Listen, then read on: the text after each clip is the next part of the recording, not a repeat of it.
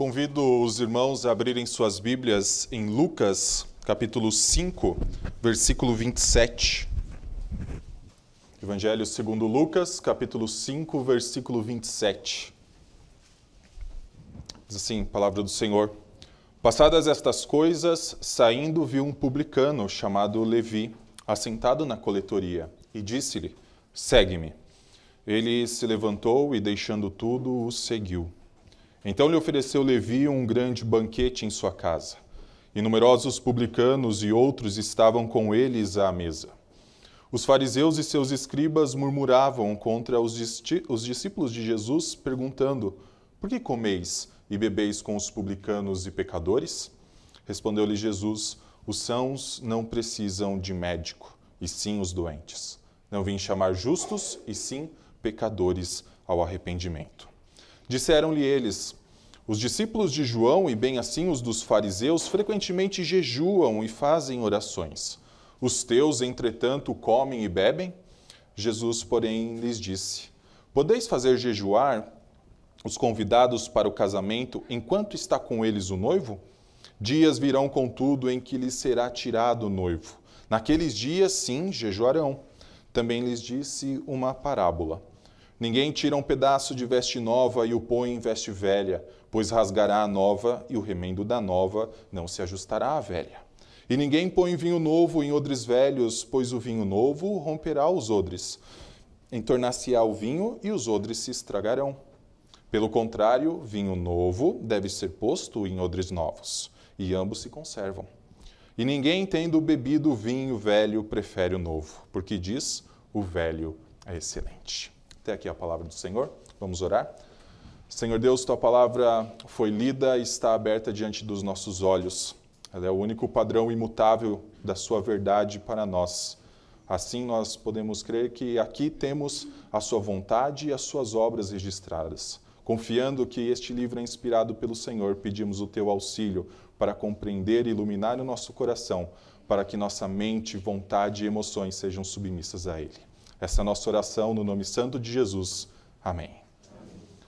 Meus irmãos, os nossos dias permitem que as pessoas sigam outras pessoas ou várias ideias ao mesmo tempo.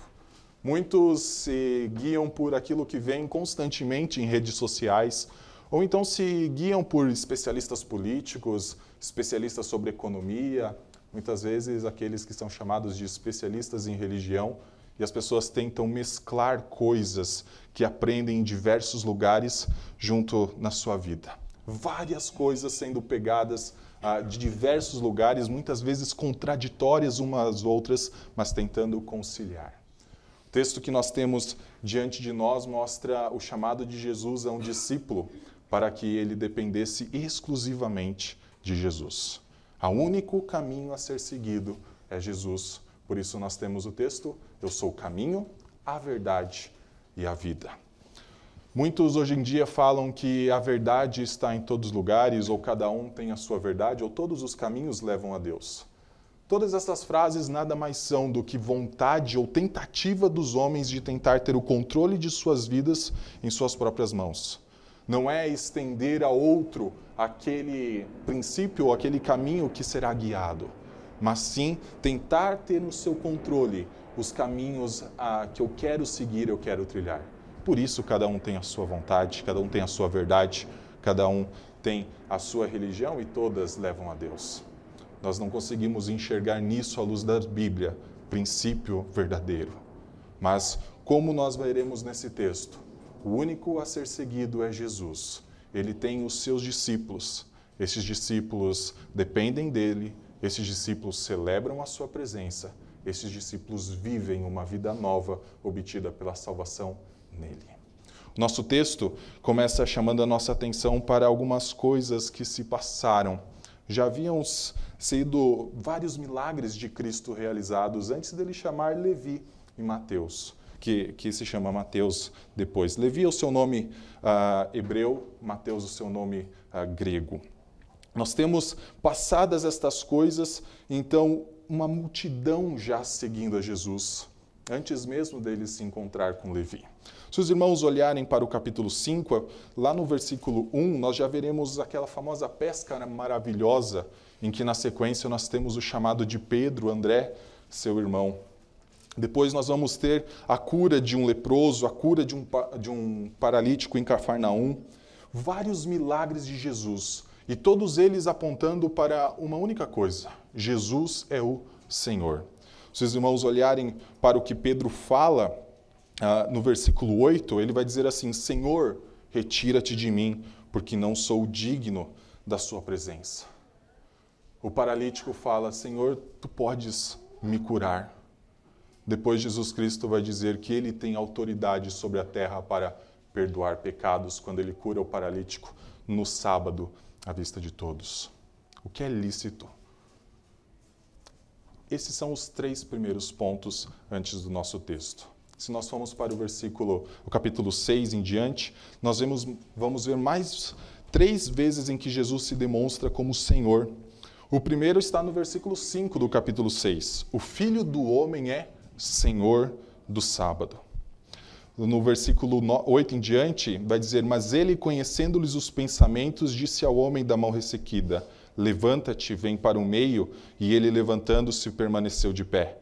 Então disse a Jesus a eles: Que vos parece? É lícito, é permitido perante a lei, no sábado, fazer bem ou mal, salvar a vida ou deixá-la perecer? E fitando os olhos ao redor, disse ao homem: Estende a mão. Ele assim o fez, e a mão lhe foi restaurada. Jesus Cristo demonstra o seu senhorio sobre a lei. E então nós chegamos à última parte dessa grande sessão, que é Jesus escolhendo 12 homens como apóstolos. E apóstolos são oficiais enviados pelo seu Senhor. Então nós vamos encontrar na sessão que está bem no meio, escrita por Lucas, o chamado para um discipulado voltado para o Senhor. É mais do que um discípulo de um mestre, aquele que adota apenas os ensinamentos, como nós temos em religiões como o budismo e religiões orientais. É o chamado de um Senhor para um servo. Discípulo é um servo do Senhor. Nossa passagem, ela tem uma divisão que não a torna cronológica, mas sim escrita de forma temática. Do versículo 29 a 32, há uma sequência cronológica de acontecimento. Jesus chama Levi, então Levi propõe um grande banquete, celebra um grande banquete com o Senhor. Então nós vamos ter um momento em que os fariseus começam a questionar Jesus sobre o jejum. Quando nós olhamos o texto de Mateus, capítulo 9, nós vamos ver a associação dessa mesma pergunta sobre por que os discípulos não jejuavam, com o momento em que Jesus inicia a conversa com Jairo. Jairo chega falando sobre a sua filha. Então Jesus, saindo dali, vai até a direção à casa de Jairo. No caminho, a gente tem aquela história da mulher que tinha hemorragia há muito tempo, e então ela toca as vestes de Jesus e é curada. Então nós não temos uma sequência cronológica aqui em Lucas, mas sim o propósito temático de Lucas. Falar sobre o discipulado, falar sobre o discípulo e mostrar que os fatos, assim como os ensinamentos de Cristo, ambos têm a mesma relevância. Se nós lembrarmos o motivo por que Lucas escreveu o seu evangelho, foi para ensinar Teófilo, testificar a Teófilo aquilo que ele já sabia, aquilo que ele já tinha conhecido, mas para provar a partir de histórias verídicas, de relatos que ele escutou, de testemunhas oculares de todos os fatos, para Teófilo ter uma fé ainda mais certa, ainda mais embasada. Só que para Lucas, tanto o fato quanto o ensinamento sobre o que é ser um discípulo, eles são iguais, eles são idênticos. Por isso ele não tem problema em fazer essa divisão, de inserir algo que é depois do Sermão da Montanha e da escolha dos 12, como sendo antes. O questionamento dos fariseus sobre o jejum foi feito só depois da escolha dos 12. O chamado de Levi antes. Então há uma ruptura cronológica, porém não temática. Primeiro ponto que eu gostaria de destacar sobre isso é que essa nova vida que Mateus é chamado a ter é uma vida que depende do Senhor. Os discípulos do Senhor dependem dele. Versículo 27 nos chama a atenção falando assim: Passadas estas coisas, saindo, viu um publicano chamado Levi, assentado na coletoria, e disse-lhe: Segue-me. Nós sabemos que o chamado de um discípulo ao longo das Escrituras, ele é sempre um chamado que convida a pessoa a abandonar uma vida antiga e ter uma vida nova. Jesus, em determinado momento, se relacionou com 3 jovens que queriam ser discípulos ou então foram chamados para serem seus discípulos. Jesus apresentou as dificuldades disso. Ele não tinha onde reclinar a cabeça. Ele não tinha onde descansar. A sua vida era uma vida de peregrinando pelas aldeias, ensinando, curando e pregando. Outro momento, um discípulo diz, mas eu preciso primeiro ir sepultar os meus pais. Ele diz, deixa os mortos sepultar os seus próprios mortos. Chamado ao discipulado diz, quando alguém coloca a mão no arado, não olha para trás. O chamado de Levi é justamente esse, seguir a Cristo. Por isso nós temos a expressão que Levi deixa tudo e então o segue, levantando o segue, como está no versículo 28. Ele se levantou e deixando tudo, seguiu. Isso não significa que Levi, um coletor de impostos, trabalhando próximo ao mar, tudo isso aqui gira em torno do mar da Galileia, provavelmente uma região onde tinha muito comércio, então por isso a presença de um coletor de impostos nessa região, não significa que ele largou todas as moedas que tinha recebido naquele dia e foi para casa, seguindo a Cristo. Provavelmente ele prestou as contas ao Império Romano. Ele tinha um senhor sobre sua vida antes. Provavelmente ele entregou o trabalho do seu dia, mas significa que a partir daquele momento, o senhor dele era outro. O senhor dele era Cristo. O texto fala, e o seguiu, a gente poderia traduzir um pouquinho mais apurado a partir do grego como o seguia. Continuamente, a partir daquele instante, Levi seguia a Jesus. Seguia numa relação de dependência, porque um discípulo depende do seu Senhor. O reconhecimento aqui de que Jesus é o Senhor nessa história está também a partir do versículo 29. Então lhe ofereceu Levi um grande banquete em sua casa, e numerosos publicanos e outros estavam com eles à mesa. E nós vamos ver que nesse grande banquete tem os fariseus ali no meio, os seus escribas também acompanhando a cerimônia, porém não comendo. Por que num grande banquete um grupo está comendo e o outro não? Quando a gente convida alguém para a nossa casa, todos se sentam à mesa, todos estão ali celebrando conosco. Aqui é um princípio daquela época de que um grande banquete era para uma grande autoridade. E para uma grande autoridade os banquetes tinham que ser abertos. Por isso os fariseus e seus escribas passavam por aquilo ali. Sem participar, sem celebrar, mas vendo aquilo. E a gente vai ver até mesmo criticando aquilo. Levi reconhece que diante dele tem uma grande autoridade, muito maior do que aquelas que ele servia no Império Romano como coletor de impostos. Aqui está o Senhor diante dele. Ele oferece um banquete para o Senhor e para os seus discípulos. Nosso texto começou dizendo, passadas estas coisas, porque uma grande multidão provavelmente já acompanhava Jesus. Se os irmãos olharem para o versículo 26, a gente vai ter o motivo dessas pessoas seguirem a Jesus.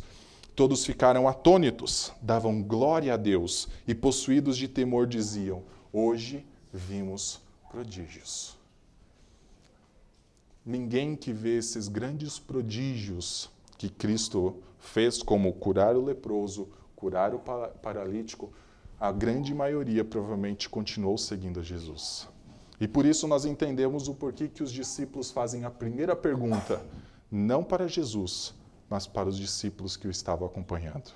Versículo 30 diz assim, os fariseus e seus escribas murmuravam contra os discípulos de Jesus, perguntando, por que comeis e bebeis com os publicanos e pecadores? Há uma interrogação aos discípulos sobre por que eles, veja que a associação não é porque Jesus está fazendo isso, é porque vocês estão comendo com publicanos e pecadores. Fariseus taxavam aqueles que não se vinculavam com a religião judaica ou então que eram aliados do Império Romano à sua vista, como Levi, que apesar de ser judeu, servia ao Império Romano como coletor de impostos e era visto como um inimigo dos judeus, porque os judeus eram submissos ao Império Romano e tinham que pagar altos impostos, eles olham para os discípulos de Jesus sentados com essas pessoas, publicanos, e eles entendem como pecadores também, e a pergunta é, por que vocês estão fazendo isso? Vocês estão se associando. Na Bíblia, o momento de comunhão, e talvez até mesmo para nós nos dias de hoje, um grande momento de comunhão é sempre ao redor de uma mesa farta. É sempre ao redor de comida. Nós presbiterianos gostamos de fazer nossas reuniões com comida. Comunhão é estabelecida entre Jesus e os seus discípulos e aqueles que para os fariseus eram pecadores e publicanos. A esse questionamento dos fariseus, quem responde não são os discípulos, quem responde é Cristo. Versículo 31, respondeu-lhe Jesus, os sãos não precisam de médico, e sim os doentes. Não vim chamar justos, e sim pecadores ao arrependimento. A resposta de Cristo em defesa dos seus discípulos, porque um Senhor defende os seus discípulos, porque esses discípulos precisam dele, dependem dele, fariseus, não está óbvio para vocês que quem precisa de ajuda, quem precisa de se relacionar com o médico é quem está doente? Vocês que se dizem aqueles que não são pecadores, aqueles que são justos, vocês deveriam ser os primeiros mestres da lei a saber que quem precisa do Senhor é quem está doente. Quem precisa do Senhor é aquele que é pecador. Por isso, não vim chamar justos, e sim pecadores ao arrependimento. Quando nós vemos esse texto, talvez lembremos do que Paulo falou aos Coríntios. Aquele que está em pé, tome cuidado para que não caia. Os nossos tempos nos convidam a tentar ter em nossas mãos todo o controle de nossas vidas. Nós somos chamados a sermos independentes desde cedo. Algo que a gente pode extrair da nossa cultura é: eu só consigo casar depois de ter tudo aquilo que eu preciso. Ter o meu apartamento, ter uma casa, ter um carro, um emprego bom que proporcione uma carreira. Cada vez mais nós vemos pessoas tentando ter tudo sob o seu controle para então cumprir as vontades do Senhor, cumprir os mandamentos do Senhor. Nos nossos tempos, as pessoas tentam dizer que tudo está sob controle. Eu não preciso de mais ninguém para então entender que a sua vida anda boa. Os fariseus olhavam para os publicanos assentados com os discípulos de Jesus e olhavam assim: nós somos justos. Nós temos uma religião bem estabelecida, práticas religiosas muito bem delineadas, e o Senhor e os discípulos se assentam com estes pecadores. O chamado de Jesus não é para aqueles que acham que estão em pé. O chamado de Jesus é para aqueles que sabem que estão caídos e precisam do Senhor. Um médico não vem para quem está saudável. O médico é necessário para aquele que está doente. Por isso o chamado ao discipulado é um chamado de arrependimento. Um chamado onde você entende que a sua vida anterior é uma vida de alguém que está caído, de alguém que está doente, mas que precisa de uma restauração, precisa da salvação. Por que Jesus é o Salvador? Não é pelo que ele ensinou. Jesus é o Salvador pelo que ele veio fazer. O seu próprio nome, Jesus, é porque ele veio salvar o seu povo do seu pecado. Chamado arrependimento é abandonar uma vida anterior com práticas de uma pessoa caída, com práticas do pecado, para um novo relacionamento com aquele que é um médico, mas que na nossa passagem, especificamente, é o Senhor. Versículo 33, há aquela ruptura que eu falei. A partir daqui não é mais cronológico. Então, quando a gente vê se disseram-lhe eles, talvez não sejam os fariseus que perguntaram, que estavam naquele banquete. O texto dos sinóticos vão dizer que quem fez essa pergunta são os discípulos de João Batista, que provavelmente jejuavam por conta da morte de João naqueles dias. A gente sabe nos evangelhos que João apareceu pregando, né? Batismo por arrependimento, abandonem as suas velhas práticas, e então ele foi condenado à morte, foi morto. Provavelmente o jejum dos discípulos de João naquela época era justamente um jejum de luto pela perda daquele que era o seu mestre, o seu senhor naquele momento. Mas nós podemos talvez entender que seja também uma pergunta que os fariseus fariam junto. Por isso nós temos assim: disseram-lhe eles, os discípulos de João e bem assim o dos fariseus frequentemente jejuam e fazem orações. Os teus, entretanto, comem e bebem. Há uma grande diferença aqui. Os discípulos de João, os discípulos dos fariseus, esses jejuam. Mas os seus estão comendo e bebendo. Comem e bebem. Os seus celebram algo, enquanto os nossos jejuam, demonstrando um momento de tristeza. Nas Escrituras, segundo a lei, o momento de jejum é o momento do dia da expiação. Esse deveria ser o grande momento de jejum da Bíblia e um dos mais claros como sendo o único previsto na lei. Jejuar no dia da expiação, porque é o dia em que você entende que necessita de algo de Deus para você. Você necessita da expiação, da salvação que vem de Deus. Então, no Antigo Testamento, esse era o jejum estabelecido pela lei.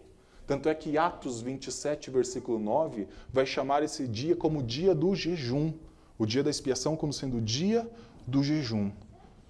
Era um momento, o jejum é um momento onde você demonstraria dependência total. Você enfraqueceria o seu corpo, você deixaria o seu corpo sem os nutrientes, sem o alimento que precisa para fisicamente ser estabelecido, ser saudável, para então demonstrar que você era fraco e precisava do Senhor. Só que nos tempos de Jesus, o jejum já tinha sido deturpado, pelo menos nessa prática central. O jejum já se tornou algo corriqueiro. Nós temos um momento em que os fariseus se deparam com Jesus, em Lucas capítulo 18, versículo 12, e falam assim: nós jejuamos 2 vezes na semana. Não é mais algo solene, não é mais algo esperando a providência do Senhor, dizendo eu preciso do Senhor. Se tornou algo, muitas vezes, como uma barganha ao Senhor. Talvez os irmãos já ouviram falar de campanhas longas de jejum, frequentemente anunciadas por outras igrejas. Jejue para a prosperidade, a saúde ou algo que você quer vir. O jejum se tornou uma barganha e não um sinal de dependência do Senhor. Se tornou um toma lá, dá cá. Por que Jesus diz que os seus discípulos não deveriam jejuar? Porque esse era um momento de celebração. E esse é o segundo ponto que eu gostaria de destacar. O primeiro é, o discípulo do Senhor depende do Senhor. O segundo é, o discípulo do Senhor celebra a presença do Senhor. Versículo 34, Jesus responde: podeis fazer jejuar os convidados para o casamento enquanto está com eles o noivo? Dias virão, contudo, em que lhes será tirado o noivo. Naqueles dias, sim, jejuarão. Jesus destaca que, naquele momento, o noivo está com os discípulos, por isso eles não jejuam. É uma cerimônia de casamento. É como um relacionamento onde o noivo está indo para a sua recâmara, para o seu quarto, para estar com sua noiva, e os seus discípulos estão juntos, levando ele até esse lugar. Os discípulos estão celebrando a presença do noivo. Nós sabemos que na Bíblia o noivo é anunciado sempre como sendo Jesus e a sua igreja. Jesus é o noivo, a igreja é a noiva. Isaías 58 vai dizer, além que Deus é o marido do seu povo. Aqui está não apenas aquele que é o Senhor, mas aquele que também é o noivo. E na presença de Jesus, com tudo aquilo que eles já vinham vendo, os milagres, os novos ensinamentos, não é motivo para jejuar e demonstrar um momento de fraqueza, porque quem está presente é o Senhor que dá proteção, aquele de quem dependemos. Este é o momento de celebrar. Os discípulos de Jesus celebravam. Os discípulos de Jesus celebravam a presença do Senhor. Contudo, Jesus fala que viriam dias em que o noivo seria tirado. Durante esses dias, aí sim, os discípulos jejuariam. Nosso texto coloca no versículo 35 assim: dias virão, e na metade naqueles dias. Dizendo que vem o momento, mas esse momento ele é determinado, ele é finito, ele tem uma duração específica. Durante esses dias, naqueles dias, eles jejuarão. Depois não. Porque depois estarão diante da presença do noivo de novo. Quando o noivo está presente, não se jejua, se celebra. Quando o noivo é tirado, se jejua. Quando o noivo é devolvido, se celebra de novo. Em João capítulo 16, Jesus começa a predizer sua morte. E ele fala assim: serei tirado brevemente de vocês, mas então serei devolvido. Os discípulos não entendem o que é isso. Como assim? O Senhor será tirado brevemente, então será devolvido? Por breve momento estarei com vocês e depois não estarei mais, mas então voltarei a estar. Jesus fala sobre sua morte. Durante 3 dias ele foi tirado da presença dos seus discípulos. Durante 3 dias ele foi tomado, e aqui nós temos o versículo 25, dias virão, contudo, em que lhe será tirado o noivo. E como Isaías 53 disse, ele será tomado por juízo opressor, por juízo que não detém a autoridade da vontade de Deus, um juízo que não é daquele que Deus estabeleceu, por juízo opressor. Ele será morto. Por 3 dias jejuem, porque o seu Senhor foi tomado. Mas ao 3º dia, celebre. Na noite em que foi traído, Jesus Cristo celebrou a Páscoa e depois, na sequência, a ceia com seus discípulos. E ele disse que os discípulos não mais voltariam a tomar o cálice e comer do pão, até que então, no reino, Jesus estivesse estabelecido de novo. Por 3 dias, jejum. A partir do outro, celebra-se de novo. Nós nos reunimos, não sei como é aqui, mas é comum, geralmente, mensalmente, celebrar a ceia do Senhor. Nós celebramos a presença espiritual do nosso Senhor. A partir do versículo 37, nós temos o 3º ponto. Os discípulos dependem do Senhor, os discípulos celebram a presença do Senhor, os discípulos vivem uma nova vida, fruto da salvação do seu Senhor. E ninguém põe vinho novo em odres velhos, pois o vinho novo romperá os odres, entornar-se-á o vinho e os odres se estragarão. Pelo contrário, o vinho novo deve ser posto em odres novos, e ambos se conservam. E ninguém, tendo bebido o vinho velho, prefere o novo, porque diz: o velho é excelente.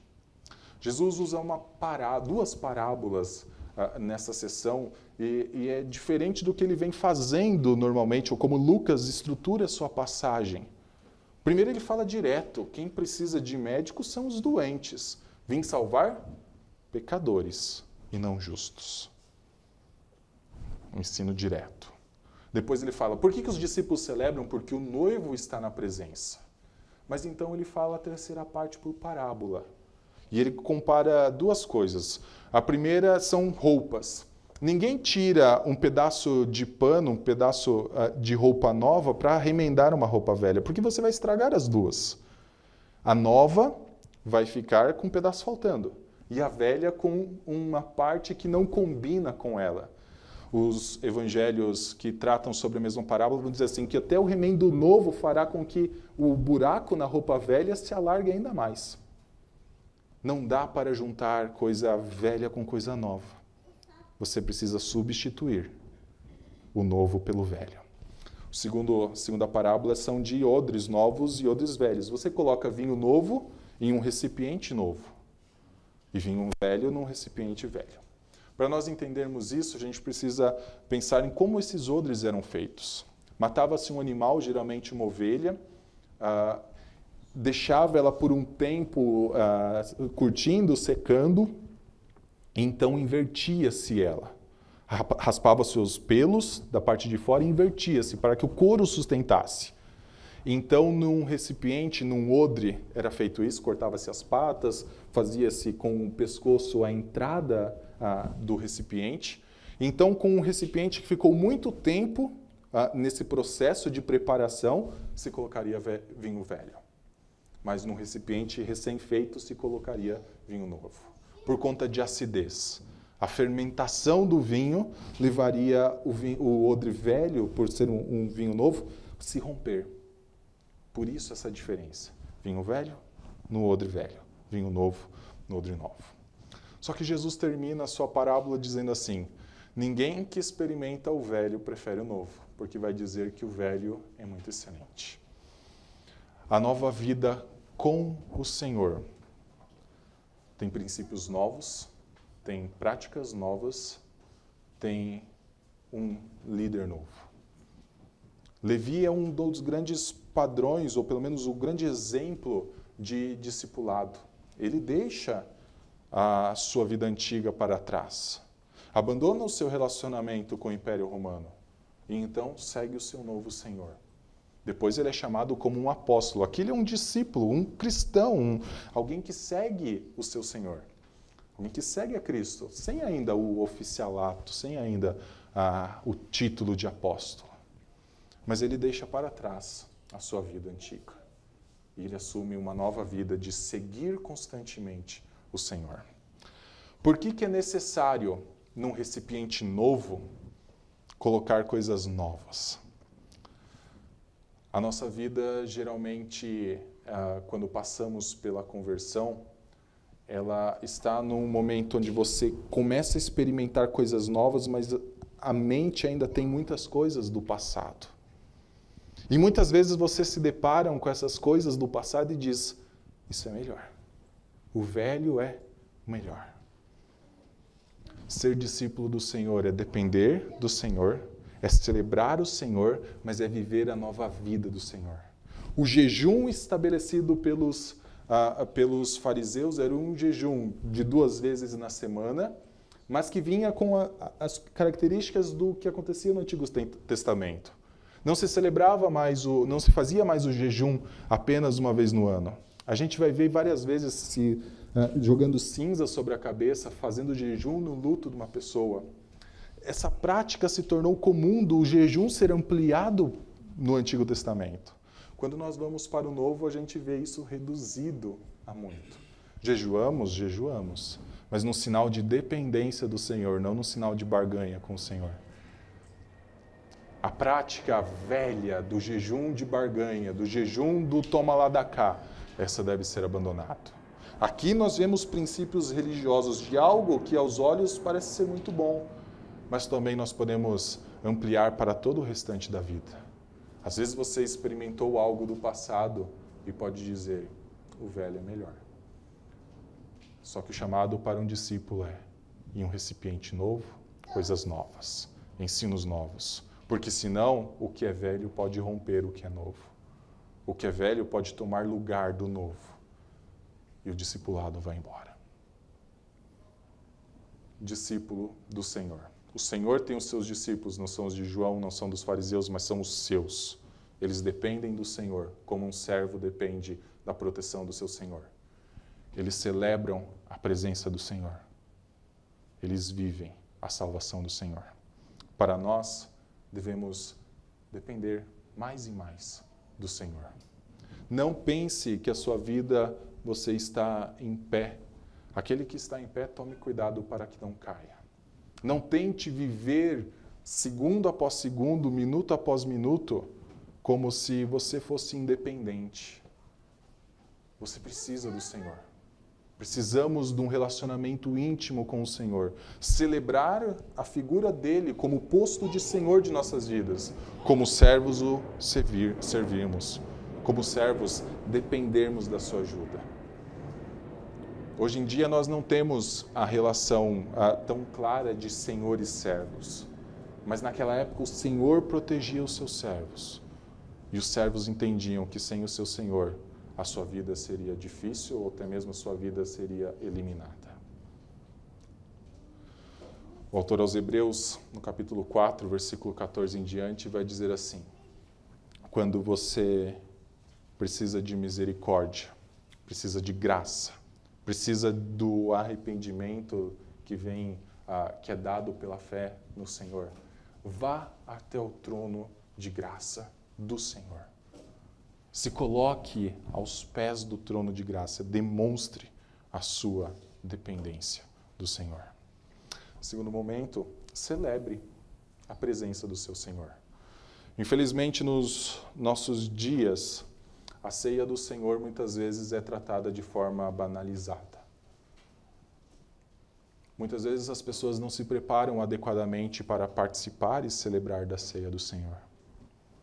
Ali nós celebramos a presença espiritual do Senhor conosco. O santuário que o Senhor estabeleceu em nosso coração. Celebramos a salvação obtida na sua morte. Ansiamos pela vinda do Senhor. Prepare-se para este momento. Sempre que celebrar a ceia, vir para o culto onde nós nos colocamos como corpo de Cristo na presença de Deus para adorá-lo exclusivamente, prepare-se para isso. Como? Olhando para a sua vida, reparando se nela há coisas velhas mais do que coisas novas. A vida do cristão é uma vida que avança em direção sempre mais a coisas novas. As coisas velhas devem passar, as coisas velhas passaram. Nossa vida é a substituição do nosso velho homem por um novo homem. É uma vida de santificação. É uma vida de reconhecer a obra do Senhor. É uma vida de servir ao Senhor. Reconhecer os seus ensinamentos. Reconhecer a salvação que Ele obteve no momento em que Ele foi tomado de nós. Oremos. Senhor Deus, Tu és o Senhor de nossa vida, o único que merece ser celebrado pelos seus feitos, honrado por aquilo que estabeleceste, criaste e fizeste. Senhor, Tu és digno e nós não. As palavras de Pedro são verdadeiras, ricas e preciosas para nós.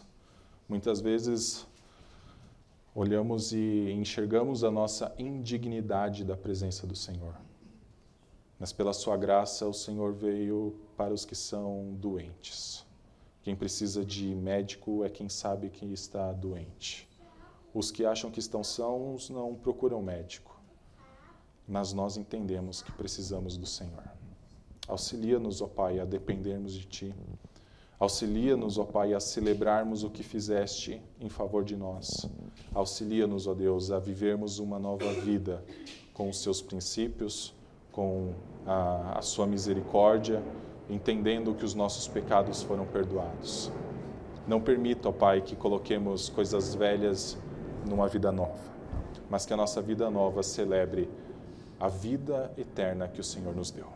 Essa é a nossa oração, ó Pai, no nome santo de Cristo. Amém.